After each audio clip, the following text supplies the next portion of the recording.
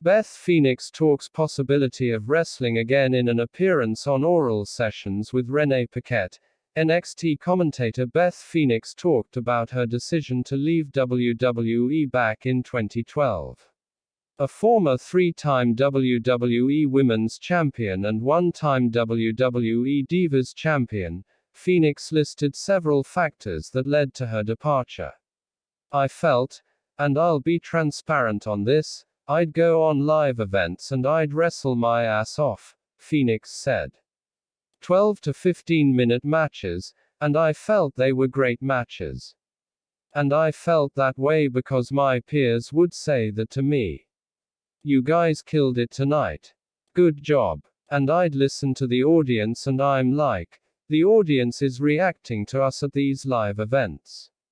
Even if I come out to crickets, because I've had no TV time, once I get the chance to tell the story in the ring for 10 or 15 minutes, by the end everyone is excited.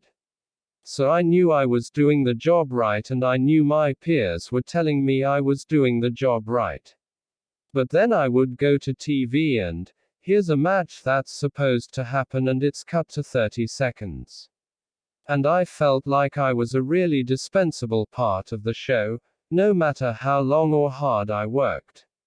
I felt like, even at a point, I got over as a character. I thought I did that part right. I thought I checked every box to be trying to move this thing forward. I was trying to work with other women, as a group to try and get us all featured more. I had PPV matches, every PPV for like 5 years. And then I remember one of those last years and I'm like, here I am. I would work order a tag match on the weekend, and then be taken out of the tag match and someone else would be plugged in on Raw. And I just got to the point where I felt so frustrated that I put in all this work and I didn't see anything changing in front of me. At that point I was like, well, I'm 31, 32. I had bought a house, I had set up this really manageable life that would not require me to make a wrestler's salary in order to keep the lights on. I was living near my family and friends and I was totally ready to move because also, I had accomplished all the things I'd wanted to do. And even if on the grand scheme of things, if it didn't matter and people were like, I don't remember you as a wrestler, I was like, well, I remember what I did and I tried really hard. So I was ready to move on. And then, I'm in this whole conversation in my head, getting ready to leave, and then Adam, Edge, and I got together. And then the other layer on that was he was done with wrestling and grieving that and ready to move on too. So I was like, it's time. It's family time. And then he had his neck surgery and we had just suddenly both ended up sitting on the couch, sitting next to each other, with all of this stuff behind us. So we were ready to just throw ourselves into parenthood and we did, like full on, just dive right in. He was doing the acting but I was like, I'm a stay-at-home mom for life. I love this. I was so happy. Phoenix would return to WWE as a commentator, initially part-time, in 2018, with Edge making his comeback 2 years later in 2020.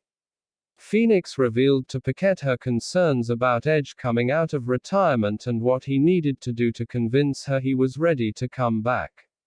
We talk about this a lot, Phoenix said. The documentary, Beth Phoenix, Icons, shows a little bit of it and what you see on the screen is like 2% of it. But it's been years and years and years of the work he's put in, pretty much since 2018, trying to get himself physically and mentally ready to do this. But me as a wife, it has been jarring. It has been difficult. Because for 10 years, I had almost wrapped my head around the fact that, if he gets in a car accident, he could die. If he falls the wrong way, he could die. We were told all these things that made me feel terrified for Adam to be in dangerous situation. Even mountain biking I was nervous and uncomfortable. I love him, I don't want anything to happen to him. So then, when he starts contemplating this wrestling thing, I'm like, are you nuts? Maybe we should go consult a psychiatrist instead of Dr. Maroon. But he just knew himself. He knew himself, he knew his body, and he knew himself more than I did. I said, there's two things I need to see before this can happen. And I said, this is as your wife, and I will be the big heavy on this and say no, because we have 2 kids. I said, I've got to see it with my own eyes, number one, and then I have to hear it from the best in the world. I have to hear from Dr. Maroon, I have to hear from our team that you'll be okay.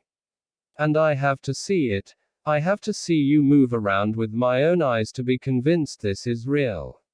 He did both, so what can I do? Renee Phoenix herself has made a few returns for WWE in the last few years, wrestling 9 matches between 2018 and 2020.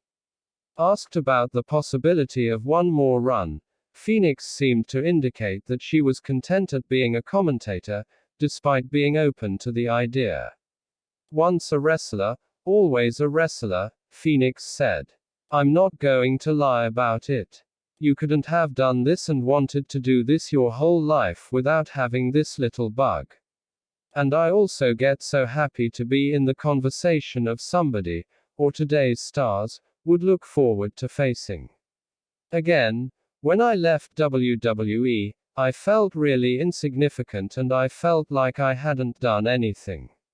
I just felt like I didn't move the needle, and I felt so sad about that part, but okay to move on. But now I'm getting this wonderful recognition from today's women and it makes me feel so good. As far as coming back to the ring, I say this in every interview, you never say never. If the right opportunity arose and you could do business, that's really all I would care about.